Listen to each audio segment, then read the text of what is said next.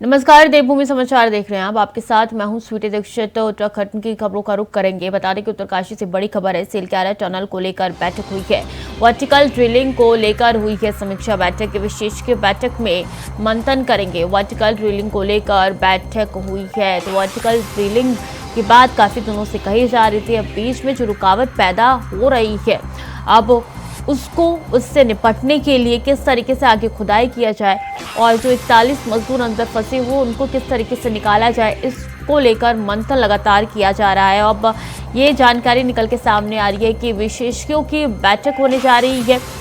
Vertical drilling को लेकर मंथन किया जाएगा इस बैठक में और कोशिश की जाएगी इस बैठक से कोई परिणाम निकाला जाए और जल्द से जल्द वो 41 जिंदगियां जो टनल के अंदर फंसी हुई है उनको बाहर निकाला जाए। तो सिलक्यारा टनल को लेकर ये बैठक हो रही है। बता दें कि बैठक काफी महत्वपूर्ण है क्योंकि कोई ना कोई रुकावट जरूर आ रही है बीच में और उससे किस तरीके से निपटा जाए, उन जिंदगियों को बाहर निकाला जाए, इसकी जद्दोजहद में लगातार प्रशासन सरकार लगी हुई है। खुद पीएमओ की टीम मौके पर मौजूद है। कई ऐसे विशेषज्ञ हैं जो कि मौके पर अभी उपस्थित है और हर एक चीज की बारीकी से समीक्षा की जा रही है।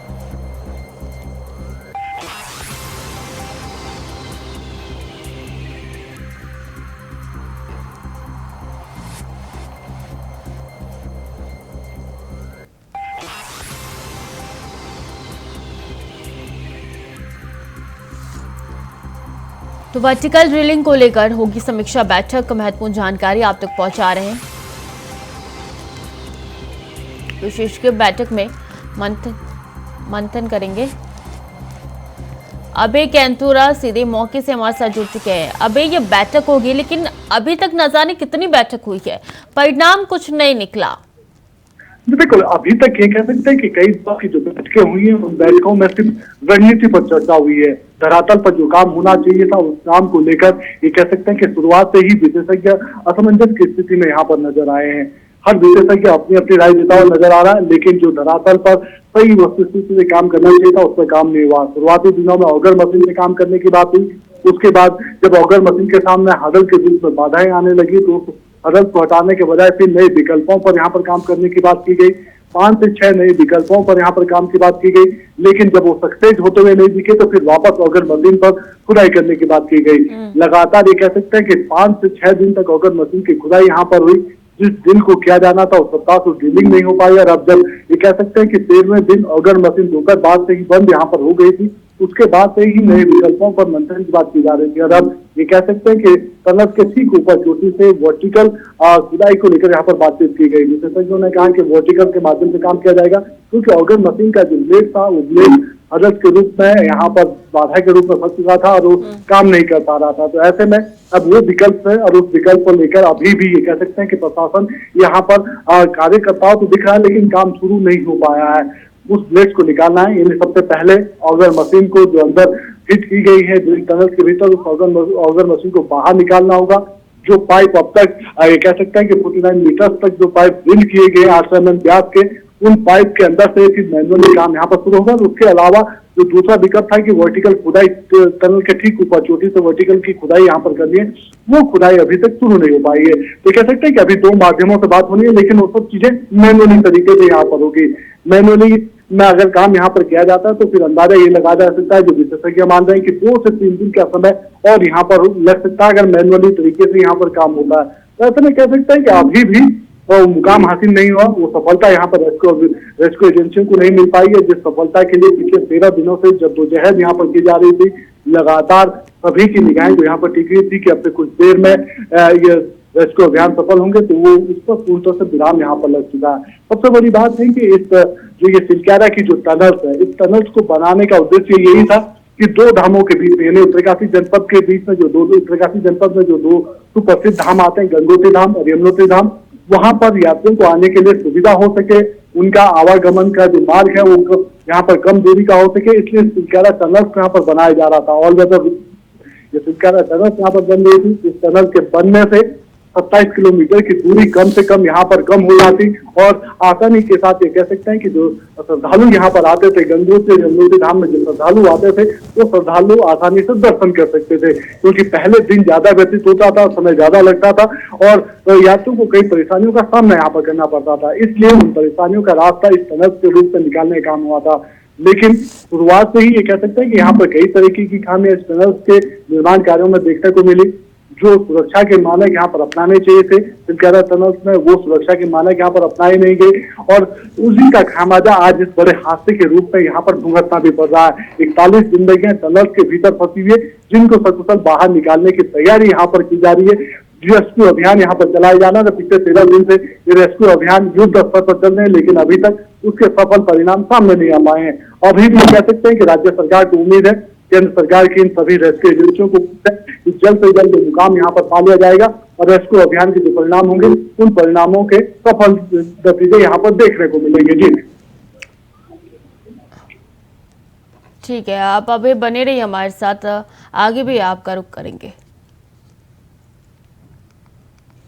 और खबर उत्तरकाशी से है, बता दें कि इसी हादसे से जुड़ी हुई ये महत्वपूर्ण जानकारी। सिलका टनल का काम रुकने पर मांग उठाई गई है। स्थानीय लोगों ने मांग उठाई है कि बौकबाग देवता की पूजा करने की ये मांग जो है स्थानीय लोगों द्वारा उठाई गई है। देवीय नाराजगी के चलते रेस्क्यू में आई है बाधा। पूर्वी क्षेत्रीय लोगों ने भी कई बार उठाई है मांग। तो महत्वपूर्ण जानकारी आप तक पहुंचा रहे हैं, जहां टनल का काम लगातार रुक रहा है, कोई ना कोई बाधा बीच में उत्पन्न हो रही है, जिसके कारण लोगों को लग रहा है कि देवीय नाराजगी है और इसलिए स्थानीय लोगों ने ये मांग उठाई है कि यहाँ पे बौकबाग देवता की पूजा की जाए। और नाराजगी के कारण ये लगातार बाधाएं आ रही हैं, ये समस्या उत्पन्न हो रही है, जिसके कारण स्थानीय लोगों ने बौकबाग देवता की पूजा करने की मांग जो है वो उठाई है। अभी लगातार हमारे साथ बने हुए। अभी देखिए, जब ये हादसा हुआ था शुरुआती दिनों में इसको आस्था से भी जोड़ा जा रहा था। अब एक बार फिर से स्थानीय लोगों की मांग उठ रही है कि बौकबाग देवता की पूजा अर्चना की जाए, यानी कि इस हादसे को हर एक एंगल से कनेक्ट करके देखा जा रहा है। बिल्कुल, सबसे बड़ी बात है कि जहां पर ये टनल्स बन रही है, सिलकारा का जो टनल यहाँ पर बन रहा है, ये क्षेत्र राड़ी का जो डांडा इसे कहा जाता है, राड़ी टॉप इसे कहा जाता है। राड़ी टॉप पर ही बौखनाग देवता का मंदिर यहाँ पर है, जो इस क्षेत्र के लिए कुलदेव यहाँ पर माने जाते हैं, कुलदेवता का मंदिर माना जाता है। लोग इसकी पूजा अर्चना यहाँ पर करते हैं। जब यहाँ पर इस टनल का निर्माण काम शुरू हुआ था तो उस दौरान यहाँ पर छोटा मंदिर बनाने का काम किया गया था, लेकिन वो मंदिर यह कह सकते हैं कि जैसे जैसे टनल का निर्माण काम आगे बढ़ा उस मंदिर को हटा दिया गया था।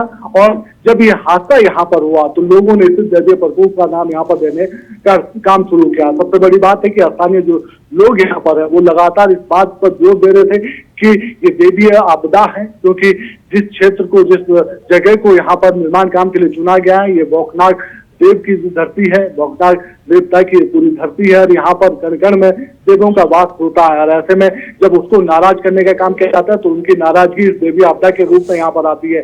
वो लोग लगातार मांग यहाँ पर कर रहे थे और आपदा के बाद यानी इस भूदशाओं के बाद जो प्रक्रिया यहाँ पर हुई उसके बाद एक छोटा मंदिर यहाँ पर जरूर बना दिया गया और अभी भी लोग मांग ये कर रहे हैं कि कम से कम बौखनाग जो देवता है इनका मंदिर यहाँ पर बनाया जाए ताकि उसकी पूजा अर्चना हो सके और ये जो देवी आपदा यहाँ पर आई और देवी आपदा का हल भी वही निकाल के देंगे कि अंततः, क्योंकि उत्तराखंड को देवभूमि कहा जाता है, देवभूमि में हर कण कण पे देवता का वास होता है। ऐसे में जब जिस क्षेत्र में ये टनल्स का निर्माण हो रहा है उस क्षेत्र के जो कुल देव हैं, जो पूज्य देव हैं, उनको ही नाराज करने का काम यहाँ पर निर्माणदायी कंपनी के द्वारा किया गया, तो फिर ये सीधे तौर पर इस तरह के प्रकोप यहाँ पर देखने को मिलेंगे।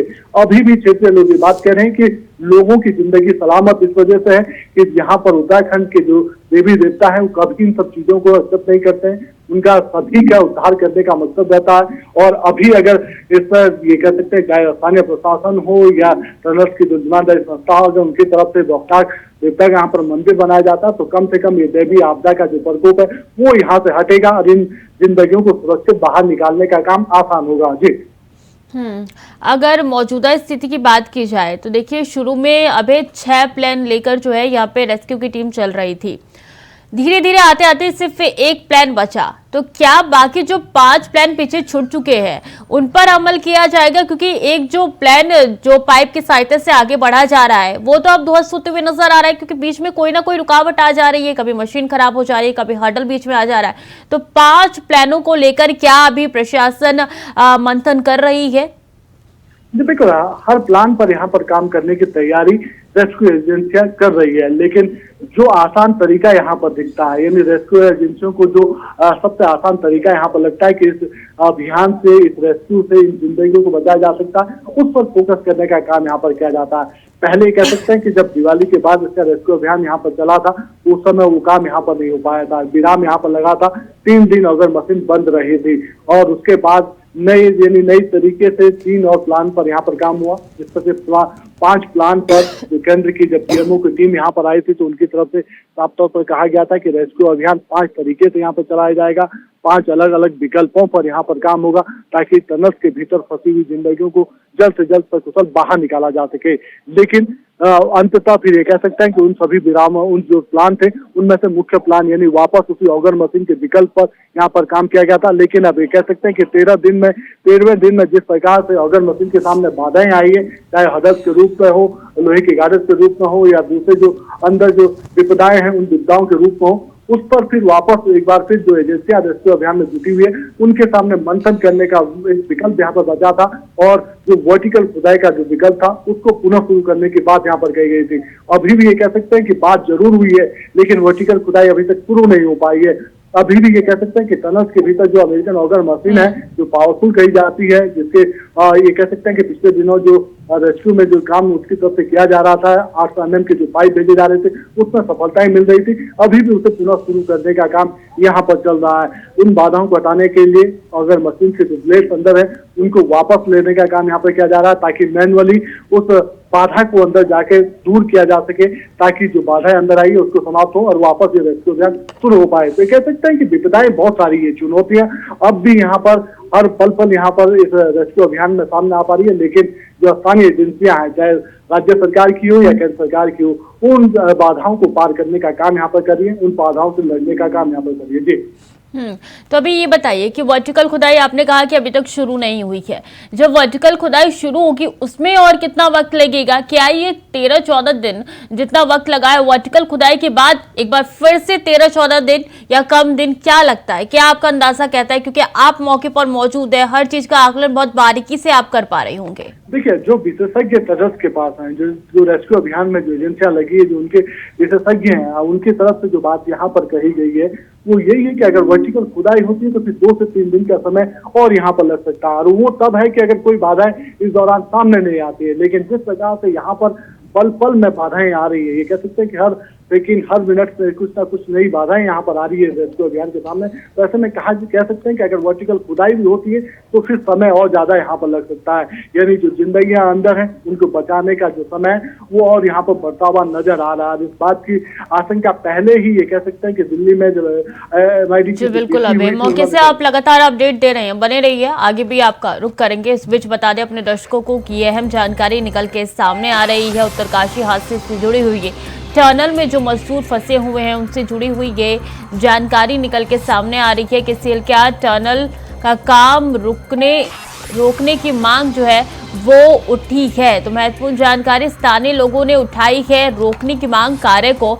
और बता दें इससे पहले भी स्थानीय लोगों ने कहा है कि यहाँ पे देवता नाराज है, जिसकी वजह से यहाँ पे ये अड़चने आ रही हैं बार बार। बौक बाग देवता की पूजा करने की मांग स्थानीय लोगों ने उठाई है। देवीय नाराजगी के चलते रेस्क्यू में बाधा उत्पन्न हो रही है, जिसकी वजह से लोगों ने मांग उठाई है कि कार्य जो है ये चल रहा रेस्क्यू ऑपरेशन वो रुक जाए। पूर्वी क्षेत्रीय लोगों ने भी कई बार मांग उठाई गई है और लगातार उनका कहना है कि ये सब इसलिए हो रहा है क्योंकि बौक बाग देवता नाराज से दैवीय शक्ति का रूप इसको देखा जा रहा है और ये मांग रोकने की उठाई गई है।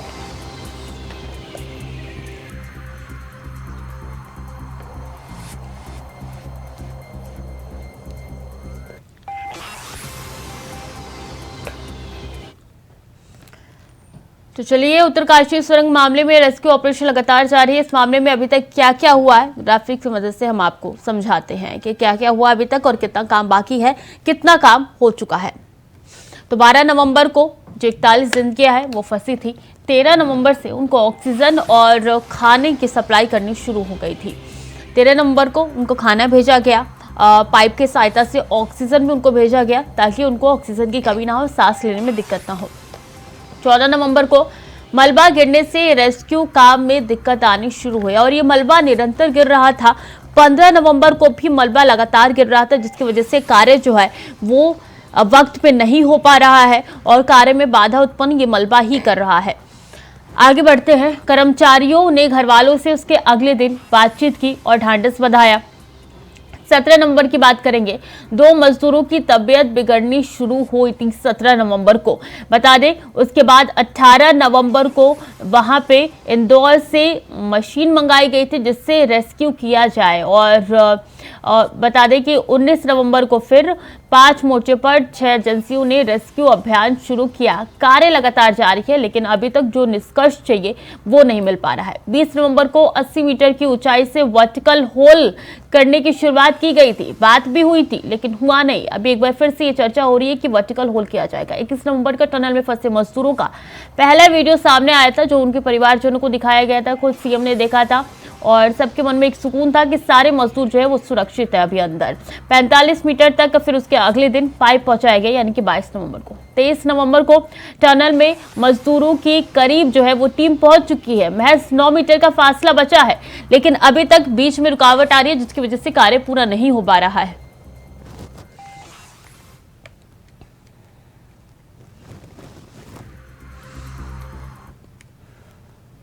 खबरों में आगे बढ़ेंगे। जेतनवाला में 2 बच्चों की मौत हो गई है। जंगली घास चबाने से हुई है बच्चों की मौत। घास चबाने के बाद अचेत हुए बच्चों को अस्पताल पहुंचाया गया। डॉक्टरों ने मृत घोषित कर दिया बच्चों को।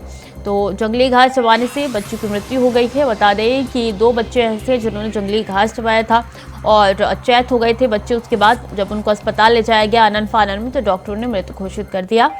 ये सूचना जो है वो निकल के सामने आ रही है जहां बच्चों ने घास चबाया था जिसके बाद से उनकी मृत्यु हो गई। ये जंगली घास था जो बच्चों ने चबाया था। डॉक्टर ने उनको मृत घोषित कर दिया जब उनको अस्पताल ले जाया गया।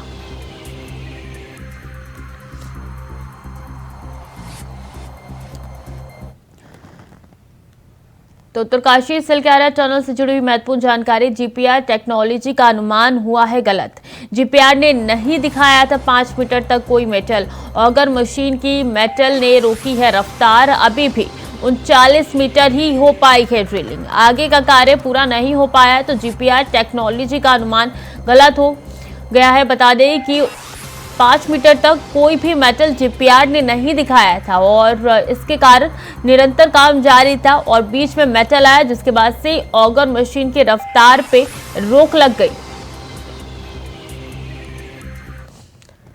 उत्तराखंड में एक बार फिर से मौसम बदलने के आसार दिखाई दे रहे हैं जिसको लेकर मौसम विभाग ने अलर्ट जारी कर दिया। विभाग ने पहाड़ों में बर्फबारी का येलो अलर्ट जारी किया है। बता दें कि कल से मौसम करवट बदलेगा और इस दौरान निचले क्षेत्रों में तापमान में गिरावट हो सकती है।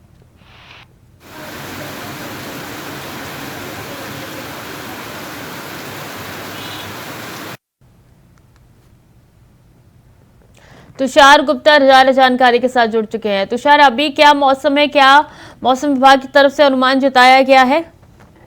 अगर अभी की बात की जाए तो अभी फिलहाल जो धूप है वो में कहा जा सकता है कि हल्की बारिश देखने को मिल रही है जो 35,000 से अधिक फीट की हाइट में है। उनमें जो बर्फबारी का दौर है वो कल से देखने को मिल सकता है। रविवार शाम और जो अगला दिन है सोमवार, वहाँ कहा गया है कि येलो अलर्ट जारी किया गया है और ये माना जा रहा है कि जो निचले इलाके हैं वहाँ पर बर्फबारी हो सकती है और यहाँ जो निचले इलाकों की बात की जाए तो वहाँ पर हल्की बरसात देखने को मिल सकती है और साथ साथ जिससे तापमान में हम कह सकते हैं कि गिरावट आएगी और कहीं ना कहीं जो सर्दियां हैं वो लोगों को महसूस होगी। और उसके हिसाब से जो प्रशासन है वो भी व्यवस्थाओं में लग गया है कि जगह जगह अलाव जलाने की जो व्यवस्था है वो शुरू हो चुकी है। रहन बसेरे इस वक्त को मॉडिफाइड किया जाता है। अधिकतम लोग जो है अब रहन बसेरे में रहते हैं, ऐसे में उसकी व्यवस्थाएं ठीक की गई है। तो कहीं ना कहीं जो सरकारी व्यवस्था है वो भी ठीक की गई है कि ये पूर्ण अनुमान लगाया गया है कि रविवार और सोमवार को जो मौसम है वो करवट ले सकता है और जितने भी पहाड़ी इलाके हैं, जो 3500 मीटर से अधिक ऊंचाई वाले इलाके हैं, वहां पर बर्फबारी देखने को मिल सकती है। ऐसे में हम कह सकते हैं जो उत्तराखंड का माहौल है वो दोबारा तापमान गिरने वाला है और ठंड बढ़ सकती है, जिसके कारण जो टूरिज्म है वो भी बढ़ सकता है, क्योंकि बर्फबारी देखने को बहुत लोग आते हैं। वो उत्तराखंड का लुत्फ उठाने, सोचता जैसी या फिर ट्रैक है यहाँ पे, जहाँ पर कई खूबसूरत वादियां हैं। ऐसे में जो टूरिज्म है वो भी बढ़ सकता है। और लेकिन जिस तरह से पूर्व अनुमान दिया है कि तो कहीं ना कहीं सोमवार को हमें बर्फबारी देखने को मिल सकती है। जी तो कितने दिनों तक ये बर्फबारी जारी रहेगी?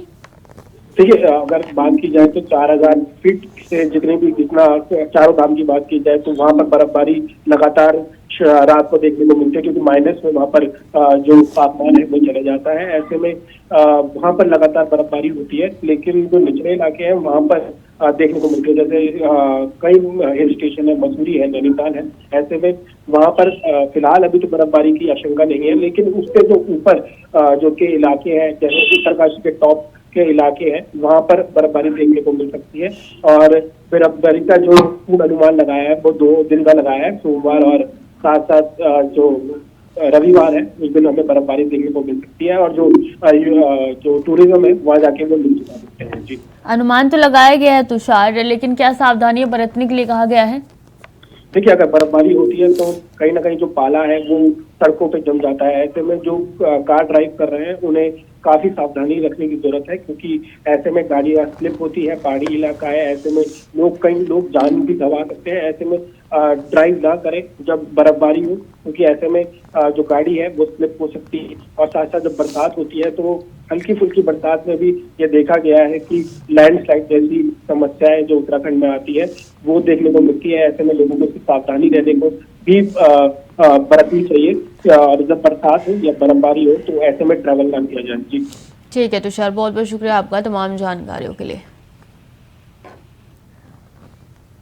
तो फिलहाल के लिए देवभूमि समाचार में इतना ही। खबरें लगातार जारी है, देखते रहिए इंडिया वॉइस।